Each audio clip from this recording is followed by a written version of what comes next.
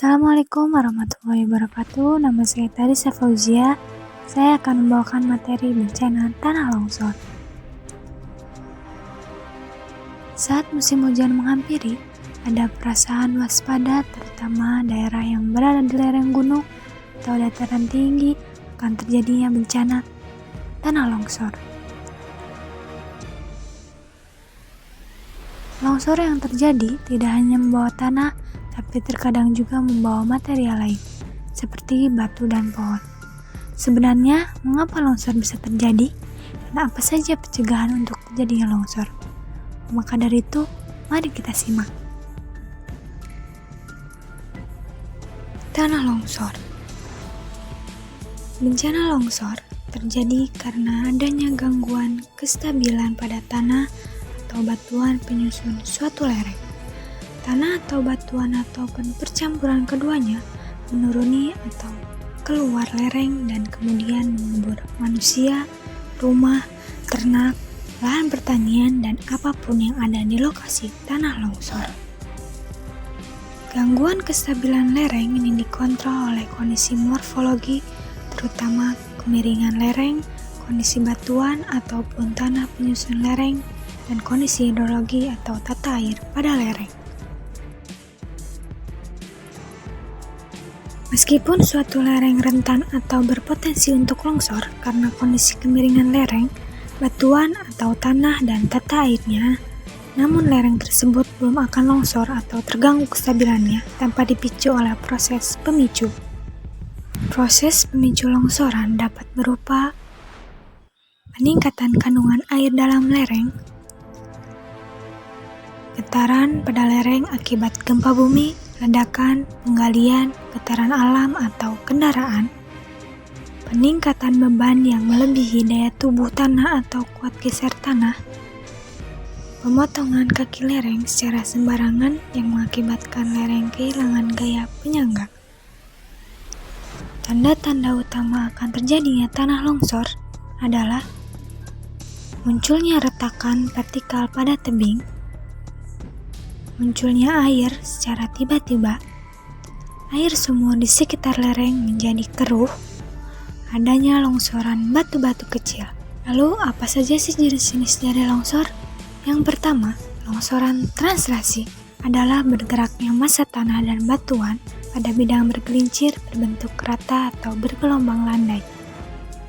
Yang kedua, longsoran rotasi adalah bergeraknya massa tanah dan batuan pada bidang gelincir berbentuk cekung.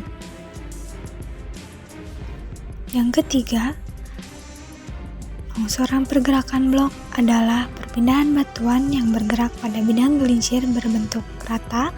Longsoran ini disebut longsoran translasi blok batu. Longsoran keempat adalah longsoran runtuhan batu terjadi ketika sejumlah besar batuan atau material lain yang bergerak ke bawah dengan cara jatuh bebas. Umumnya terjadi pada lereng yang terjal hingga menggantung terutama di daerah pantai. Batu-batu besar akan menyebabkan kerusakan yang parah. Yang kelima, longsoran rayapan tanah adalah jenis tanah longsor yang bergerak lambat. Jenis tanah ini berupa butiran kasar dan halus. Jenis tanah longsor ini hampir tidak dapat dikenal. Setelah waktu yang cukup lama, longsor jenis rayapan ini bisa menyebabkan tiang-tiang telepon listrik, pohon atau rumah miring ke bawah. Yang keenam adalah aliran bahan rombakan. Jenis tanah longsor ini bergerak didorong oleh air. Kecepatan aliran sangat tergantung pada kemiringan lereng, volume, tekanan air, dan jenis material. Gerakan terjadi di sepanjang lembah dan mampu mencapai ratusan meter jauhnya. Di beberapa tempat bisa sampai ribuan meter seperti di daerah aliran sungai sekitar gunung api. Aliran tanah ini dapat menelan korban yang cukup banyak.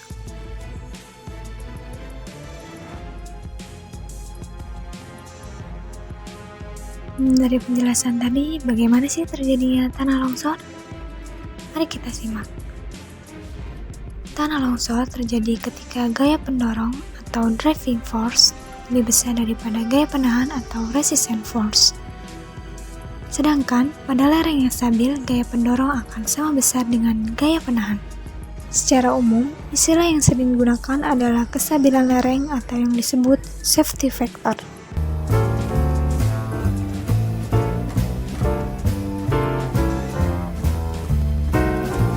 Gaya penahan pada lereng umumnya dipengaruhi oleh kuat geser batuan dan tanah. Sedangkan gaya pendorong dipengaruhi oleh besarnya sudut pada lereng, air, beban, serta berat jenis tanah dan batuan tersebut. Secara umum, penyebab terjadinya longsor adalah hujan, apalagi dengan kondisi Indonesia yang berada pada daerah tropis yang memiliki curah hujan tahunan yang tinggi. Musim kering yang panjang akan menyebabkan terjadinya penguapan air di permukaan dalam jumlah yang besar. Hal itu mengakibatkan munculnya pori-pori atau rongga tanah hingga terjadinya retakan dan merekahnya tanah di permukaan. Ketika hujan, air akan menyusut ke bagian yang retak, sehingga tanah dengan cepat mengembang kembali.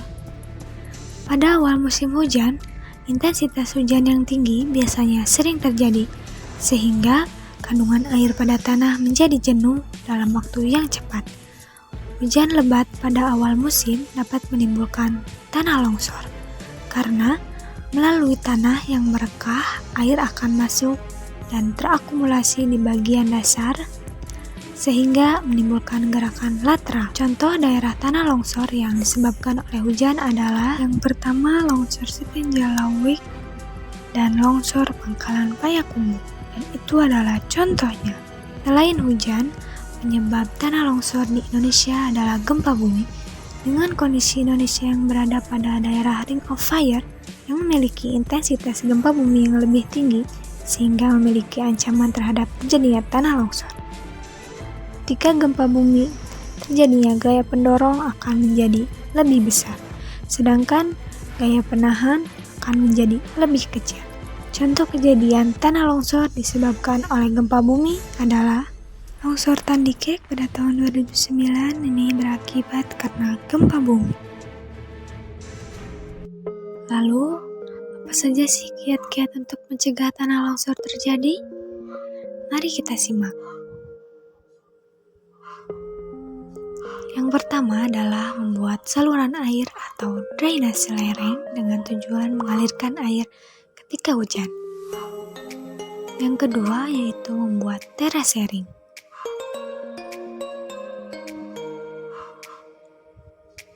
Yang ketiga yaitu segera menutup retakan tanah dan dipadatkan agar air tidak masuk ke dalam tanah melalui retakan tersebut. Yang keempat adalah hendaknya tidak melakukan penggalian di bawah lereng yang terjal.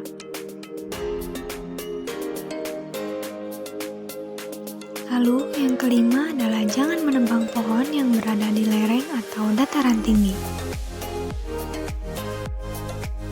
Dan yang terakhir yaitu jangan membangun rumah atau permukiman di lereng yang terjal atau di bawah tebing.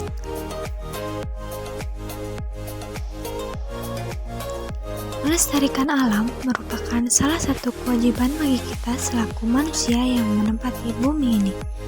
Memahami dan bersinergi pada alam menjadi salah satu cara agar bencana yang terjadi dapat diminimalisir. Sekian penjelasan dari saya, mohon maaf bila ada kesalahan. Wassalamualaikum warahmatullahi wabarakatuh.